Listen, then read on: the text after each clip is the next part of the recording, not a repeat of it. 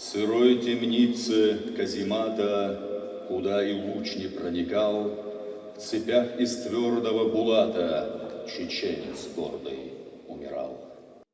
Профессиональное чтение, монологи и диалоги героев, музыка, интершум – все это переплетено и собрано в единое произведение. Подобная концепция аудиокниги Асланбека Тугузова «Шейх Мансур» делает работу захватывающей. Объем аудиоверсии составляет порядка часа. Открывая презентацию, помощник главы региона, министр по национальной политике, внешним связям, печати и информации Ахмед Дудаев подчеркнул, что сегодня как никогда мы можем свободно говорить о героях народа, когда совсем недавно делалось все, чтобы придать забвению их имена.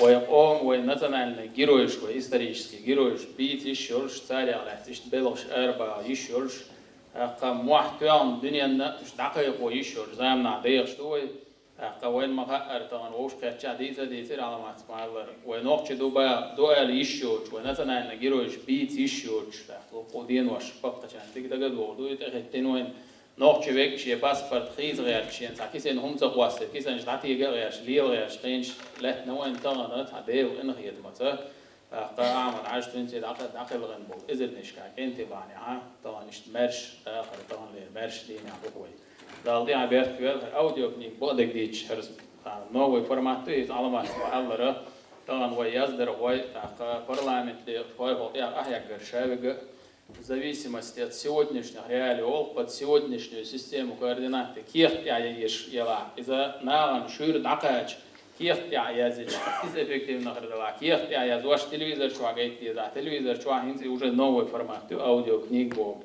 Из унсайна интересно думать, где что ладу сахла аудиокниг дал ладу из вообще новый формат в республике Асум. Газадат что аудиокниг шукуска. Сама аудиоверсия поэмы стала ярким событием в литературной жизни республики и не только, идейным вдохновителем в воссоздании образа одного из самых любимых народных героев, прославивших Кавказ духом свободы в аудиоформате, является депутат парламента Аднан Нагаев. Он и озвучивает поэму.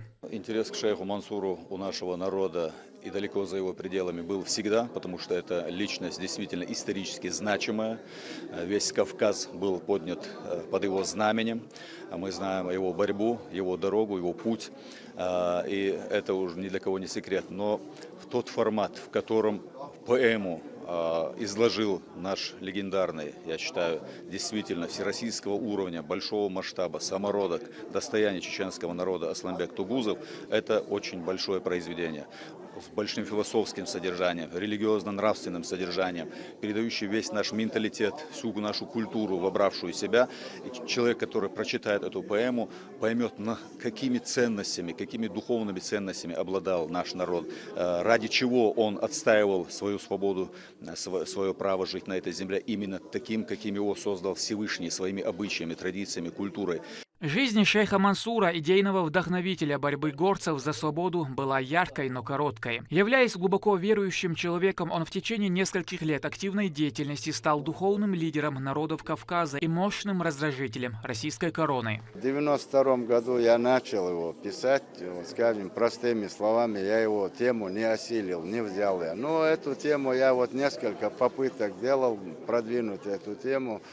И буквально до 22 года, а потом уже Аллах помог, я реализовал эту тему. У меня пошла эта тема, я ее за 2 месяца завершил. В Республиканском доме печати собрались ученые, писатели, чиновники, общественные деятели и все те, кто неравнодушен к шейх Мансуру, а таких найдется мало. Присутствует и префект шейх Мансуровского района Грозного, потомок легендарного имама Магомед Яхьяев. Они отмечают, среди прочего, что подобный формат поэмы словно палочка-выручалочка для тех, кому катастрофически не хватает свободного времени на чтение.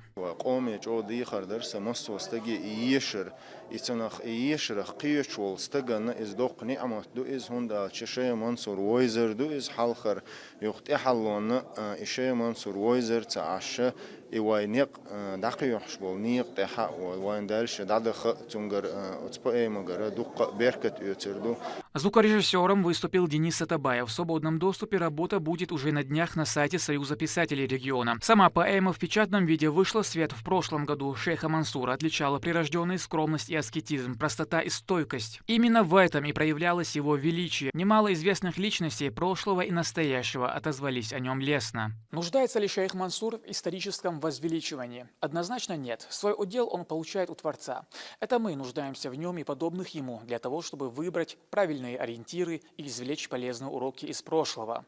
Но самое важное в этой истории – это то, что его имя вдохновляло горцев, стремящихся к свободе и единству. 13 апреля 1794 года закончил свой жизненный путь первый имам Кавказа шейх Мансур. Он любил родной солнечный край гор, но вынужден был встретить смерть в холодном Шлиссельбурге. Он сознательно положил жизнь на алтарь служения своему народу, и имя его вписано золотыми буквами в историю, а его фигуру еще стоит оценить и разгадать. Рамзан Абуев, Сайд Али Ампукаев, Руслан Магомадов, Вести, Чеченская Республика.